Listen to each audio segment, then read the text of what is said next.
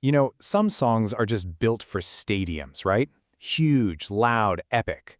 But then you have songs that feel different, like you're overhearing a secret late at night. Bob Dylan's Dark Eyes is one of those. It was a total outlier when it came out, and honestly, it has a surprising amount to teach us today. So let's dive in and figure out what makes this song so powerful. Okay, let's start with this line, because really, the entire song hangs on it. Just picture it, a million faces all around, but all the singer can see are dark eyes.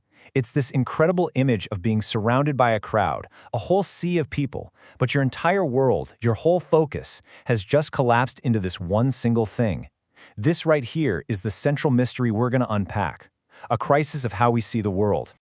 All right, first things first. To really get Dark Eyes, you've got to understand how it sounds, especially where it sits. It's the very last track on Dylan's 1985 album Empire Burlesque, and its placement there is, well, it's a shock to the system. And that's on purpose. See, Empire Burlesque is this classic 80s album. We're talking big, layered production, synthesizers, the whole 9 yards. It's polished, it's constructed, and then bam, the very last track comes on and just throws all of that right out the window. Everything gets stripped away, it's just his voice, a guitar, and a harmonica. The words are left completely bare, totally exposed. Now what this does is create this feeling of, well, sonic proximity. That's a fancy way of saying it's engineered to make you feel like you're right there in the room with him. You can hear his breath, the phrasing, even little hesitations. You're not supposed to be listening to the studio gloss anymore. You're forced to listen to the words, to their weight, to their gravity. Okay, so the sound is one thing, but the song's power goes way deeper than that. It's in the language itself. Dylan uses this amazing literary trick to cram a ton of meaning into just a handful of words. The technique is called compression. And no, that doesn't just mean it's short. It means that every single phrase is like folded over on itself, packed with layers of meaning. They're dense. It's like every line is a little explosive charge just waiting for you to unpack it. Let's look at a perfect example. The fallen gods of speed and steel. Wow, that line just feels heavy, doesn't it? It sounds massive.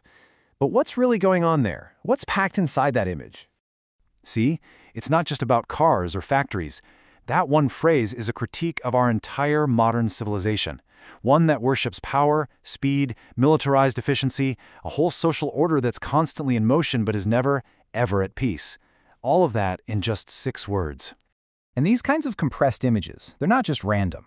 They all work together to build a picture of a world. And it's a world that's being seriously judged.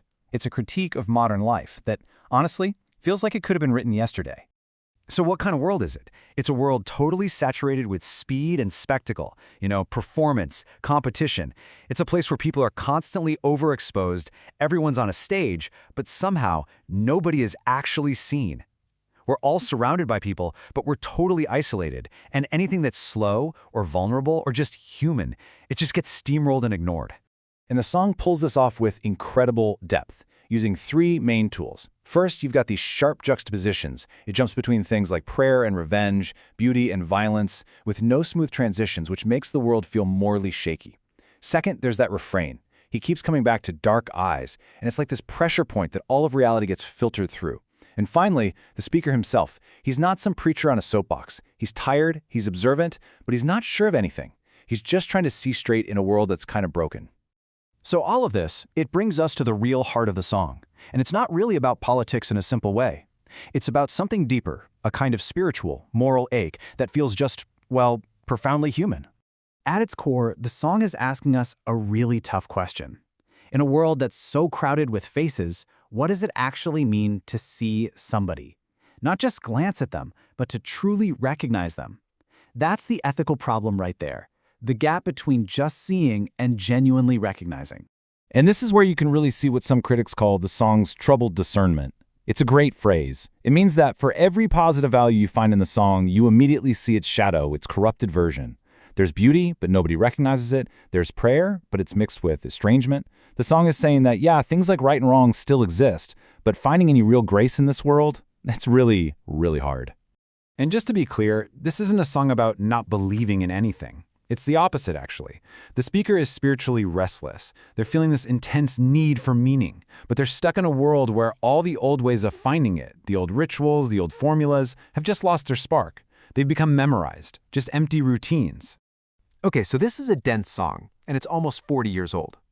What's the takeaway for us right here, right now? Why should we care? Well, think about our culture today. We're trained to just scan headlines, watch short clips, react instantly, and then move on. Dark Eyes is the complete opposite of that. It's an act of resistance. It pushes back hard against a culture that values speed and reaction over real, deep attention. In a way, the song becomes a kind of training manual. It doesn't just demand your attention, it teaches you how to pay attention. It forces you to slow down, to sit with things that are complicated and don't have easy answers, to accept that not everything can be boiled down to a simple tweet. You could even call it a form of media literacy. And that leaves us with one last thought. One that brings this quiet, stark song right into our loud, fast lives. In a culture of hot takes and instant reactions, what is the real value of a slow song? What do we stand to gain if we can learn, or maybe relearn, how to just listen, slowly,